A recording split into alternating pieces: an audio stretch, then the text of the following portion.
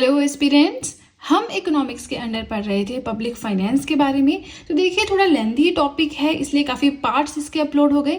But आज हमें पढ़ना है लास्ट सब टॉपिक अंडर पब्लिक फाइनेंस, जो कि आता है FRBM act 2003। Here FRBM stands for fiscal responsibility and budget management act 2003। ठीक है ना। तो देखिए, अगर आपने प्रीवियस वीडियोस नहीं देखी हैं, मेरे यूट्यूब चैनल पे जाके Indian economy handwritten notes की प्लेलिस्ट पे आप देख सकते हैं। हर एक चीज बहुत अच्छे से पढ़ाई है। फिस्कल पॉलिसी मैंने पहले ही पढ़ा दिया था, ताकि आप पब्लिक फाइनेंस फिस्कल पॉलिसी के अंदर कंफ्यूज ना हो। उसके बाद जो पब्लिक फाइनेंस मैंने टॉपिक स्टार्ट किया, इसमें types of budget, budget deficit क्या होता है, उसके टाइप्स, डेफिसिट फाइनेंसिंग क्या होती है, पब्लिक डेब्ट क्या होता है, एंड लास्ट में FRBM एक्ट हम पढ़ रहे हैं। ठीक है, तो ये सारी चीजें बहुत अच्छे से एक्सप्लेन की हैं। आप चाहें तो मेरे यूट्यूब चैनल पे जाकर देख सकते हैं। और अब हम सीधे चलते हैं अपने लास्ट सब टॉपिक की ओर। अब देखिए FRBM एक्ट क्या बोलता है। It provides the targets for fiscal consolidation in India. India में जो फिस्कल कंसोलिडेशन है, ठीक है, उसको टारगेट फिक्स करता है। ये उसके लिए टारगेट फिक्स करता है। अभी फिस्कल कंसोलिडेशन क्या है ये देखते हैं। To reduce fiscal deficit and डेब्ट एक्यूमुलेशन। जो फिस्कल डेफिसिट होता है, ठीक है, हर एक साल के एंड में निकाला जाता है कि गवर्नमेंट का एक्सपेंडिचर कितना हुआ, गवर्नमेंट की इनकम कितनी हुई फिस्कल ईयर के एंड में। ठीक है, साल के एंड में नहीं, सॉरी, फिस्कल ईयर के एंड में निकाला जाता है। उसके बाद चेक किया जाता है कि डेफिसिट कितना हुआ। ठीक है, तो उसको रिड्यूस करने के लिए कुछ टारगेट सेट किए जाते हैं, प्लस डेब्ट एक्यूमुलेशन। इसका मतलब होता है कितना उधार हमारी इकोनॉमी के ऊपर चढ़ गया, हमारी कंट्री के ऊपर चढ़ गया। इन दोनों चीजों को रिड्यूस करने के लिए जो एक प्रॉपर सेट ऑफ पॉलिसीज लाई जाती हैं, उसे कहते हैं फिस्कल कंसोलिडेशन इन इंडिया। उसका जिक्र FRBM एक्ट के अंडर है। ठीक है, और ये क्या है, one of the most crucial indicator of governments financial health. इस एक्ट के थ्रू जब हम फिस्कल कंसोलिडेशन करते हैं, जो फिस्कल डेफिसिट होता है, इसके थ्रू हमें पता चलता है कि किसी भी इकोनॉमी की फाइनेंशियल हेल्थ कैसी है। ठीक है ना। अब देखिए, ये जो हमारा fiscal responsibility and budget management act 2003 का है, ये आपको 3 चीजें बताता है। क्या बताता है? To maintain fiscal discipline. एक प्रॉपर डिसिप्लिन होना चाहिए। आप कितना लोन ले सकते हैं बाहर से, या एक्सटर्नल बोरिंग्स कितनी आप कर सकते हैं, इंटरनल बोरिंग्स आप कितनी कर सकते हैं, उसके ऊपर एक कैपिंग लगा कर रखता है। रिड्यूस फिस्कल डेफिसिट, कोशिश करता है कि जो हमारा government expenditure minus government income, ये जो डिफरेंस आता है, ये जितना कम हो सके उतनी अच्छी बात है। थर्ड है improve management of public funds. जो फंड्स हमारे पास इकट्ठे हो रहे हैं, उनको मैनेज कैसे हम करें अच्छे से। ठीक है ना। तो अब आपको काफी मिक्सअप लग रहा होगा कि यार क्या बात हो रही है। तो देखिए, अब जो फिस्कल डेफिसिट होता है, ठीक है, फिर हमने डेफिसिट फाइनेंसिंग पढ़ा, क्या क्या टाइप्स होते हैं वो पढ़े। अब वो जो फिस्कल डेफिसिट है, उसको रिड्यूस करना है। जो किसी भी इकोनॉमी या इंडियन इकोनॉमी के ऊपर जो लोन की वजह से जो डेब्ट, जो उधार इकट्ठा हो गया है, उसे कम करना है। इसके लिए कुछ पॉलिसीज आती हैं। ठीक है, जो फिस्कल कंसोलिडेशन जिसे आप कहते हैं, fiscal consolidation in India, which is a set of policies कि हम कैसे रिड्यूस कर सकते हैं फिस्कल डेफिसिट को। यही जो है फिस्कल कंसोलिडेशन, इसी की बात की गई है FRBM एक्ट में। ठीक है, FRBM एक्ट में मेन चीज हम क्या पढ़ेंगे, देखिए अभी वही चीज आ रही है कि 15 फाइनेंस कमीशन बना था, तो उन्होंने क्या रिकमेंडेशन दी है कि सेंट्रल गवर्नमेंट कितना लोन ले सकता है अगर उसे डेफिसिट हो रहा है, तो स्टेट गवर्नमेंट कितना लोन ले सकता है अगर उसे डेफिसिट हो रहा है। तो यहां से आपके क्वेश्चंस बनते हैं। ठीक है, तो अब देखिए फाइनेंस कमीशन का ये काम होता है कि वो स्पेसिफाई करें, ठीक है ना, कि कितना फिस्कल डेफिसिट होना चाहिए। अब देखिए, अगर आपने मेरी प्रीवियस वीडियो है लायबिलिटीज टू द गवर्नमेंट, उसमें हमने पब्लिक अकाउंट्स लायबिलिटीज एंड डेब्ट टू GDP रेशो पढ़ा था। तो डेब्ट टू GDP रेशो का आपको यहाँ पे कंसेप्ट पता होना चाहिए, अदरवाइज आपको थोड़ा सा कंसेप्ट समझ नहीं आएगा।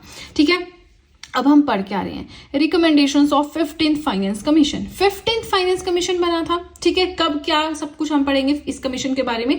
फिलहाल ये समझिए कि इस फाइनेंस कमीशन का काम होता है सारी अपनी डिटेलिंग आगे के लिए एक तरह से जाहिर करना कि अब हमें आगे क्या करना है, कितना होना चाहिए, कितने % होना चाहिए, वो सब कुछ।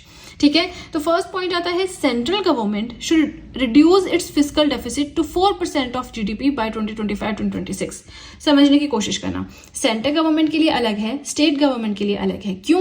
क्योंकि सेंट्रल गवर्नमेंट इंटरनल बोरिंग्स भी कर सकता है, एक्सटर्नल बोरिंग्स भी कर सकता है, लेकिन जो स्टेट गवर्नमेंट है ये सिर्फ कर सकता है इंटरनल बोरिंग्स।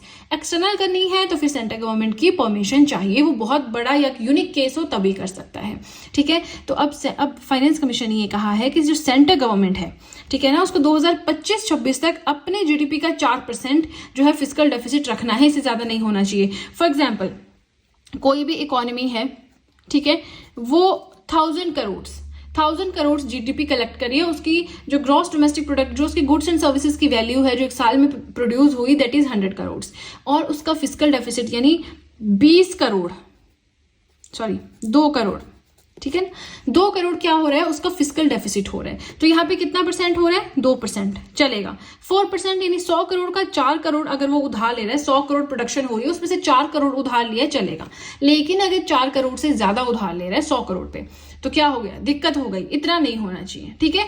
अब जो फाइनेंशियल ईयर 2022 का था उसमें था 6.8%, तो इतना ज्यादा क्यों हो गया, हमें इतना लोन क्यों लेना पड़ गया, क्योंकि कोरोना आया था, हेल्थ केयर फैसिलिटीज अच्छी नहीं थी। आपने देखा होगा बहुत सारे डॉक्टर्स की अपॉइंटमेंट हुई है इस टाइम, तो मतलब विदाउट एग्जाम, बिना किसी से बहुत सारे डॉक्टर्स की अपॉइंटमेंट हुई है।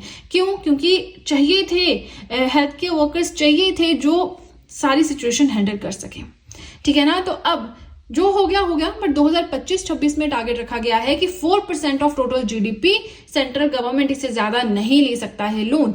एंड स्टेट गवर्नमेंट के लिए क्या रखा गया है, पूरा डिटेल यहाँ पे सामने रखिए। अब देखिए, ये जो है ना आपका जो फाइनेंस कमीशन है, इसने रिपोर्ट 2025-26 तक 2021-22 से दे रखी है पहले कि इतना होना चाहिए, आपको ऐसे काम करना है, ऐसे नहीं करना है, सब कुछ। तो 2021-22 जो हो गया उसके लिए 4% ऑफ जीडीपी रखा था स्टेट गवर्नमेंट के लिए, कि जितना जीडीपी स्टेट गवर्नमेंट का हो रहा है, ठीक है ना, उसका सिर्फ 4% जो 4% अमाउंट बनता है उतना वो लोन ले सकता है। और अगले साल में यानी 23-24 में 3.5%, और अगले 3 सालों तक यानी 2025-26 तक 3% ले सकते हैं, ठीक है ना। अब मैंने यहाँ पे जिक्र किया था 15 फाइनेंस कमीशन का, तो थोड़ा सा इनके बारे में देखते हैं। देखिए, जो मेरी इंडियन पॉलिटी 1 लाइनर सीरीज है ना, तो उसमें मैंने रिसेंटली आपको फाइनेंस कमीशन पढ़ाया, और इवन लेटेस्ट वीडियो मेरी वही है, उसके बाद मैंने कुछ पढ़ाया भी नहीं है वहां पे, तो वो आप जरूर देखिए ना। 15 फाइनेंस कमीशन बना था जिन्होंने अपनी रिपोर्ट सबमिट की है फॉर द पीरियड इस पीरियड के लिए। कौन है 15 फाइनेंस कमिश्नर, एनके सिंह है, फाइनेंस कमिश्नर है। अब फाइनेंस कमीशन की बात करें, so it is a constitutional body. Article 280 mainly finance commission से डील करता है। आर्टिकल 280 बोलता है फाइनेंस कमीशन होना चाहिए। आर्टिकल 281 बताता है recommendations to the finance commission, ठीक है। तो ये आपने याद रखना है, थोड़ा सा पॉलिटिको होगा। और ये जो FRBM एक्ट है, it was introduced in parliament in 2000 by Atal Bihari Vajpayee government in 2000, ये हमने पढ़ लिया, बाय लोकसभा, ठीक है ना। तो अब ये हमारा आज का लास्ट टॉपिक था। आई नो पब्लिक फाइनेंस काफी लंबा खींच दिया मैंने, बट एक एक चीज समझानी जरूरी थी। शांति से अगर एक बार पढ़ लें, आराम से टाइम देके, फिर कोई टेंशन नहीं रहती कि कैसे आगे काम चलेगा, ठीक है ना। तो चलिए, आज के लिए इतना ही। आई होप मैंने जो पढ़ाया आपको समझ में आया है, वीडियो अच्छी लगी है, और अगर वीडियो अच्छी लगी है तब तो बहुत ही ज्यादा अच्छे से पता है कि क्या करना है। जल्दी से कर दीजिए चैनल को सब्सक्राइब, बेल आइकन को कीजिए प्रेस, सो दैट मैं जैसे कोई वीडियो अपलोड करूं सबसे पहले नोटिफिकेशन आपके पास पहुंचे। प्लस जो भी आपके फ्रेंड्स हैं जो भी गवर्नमेंट एग्जाम्स के लिए प्रिपेयर कर रहे हैं, उनके साथ भी मेरे चैनल का लिंक जरूर शेयर करें, सो दैट इन हैंड रिटन नोट्स का उन्हें भी कुछ फायदा हो सके। तो चलिए फ्रेंड्स, आज के लिए इतना ही। अब हम मिलेंगे नेक्स्ट वीडियो में। So that's it and see you soon.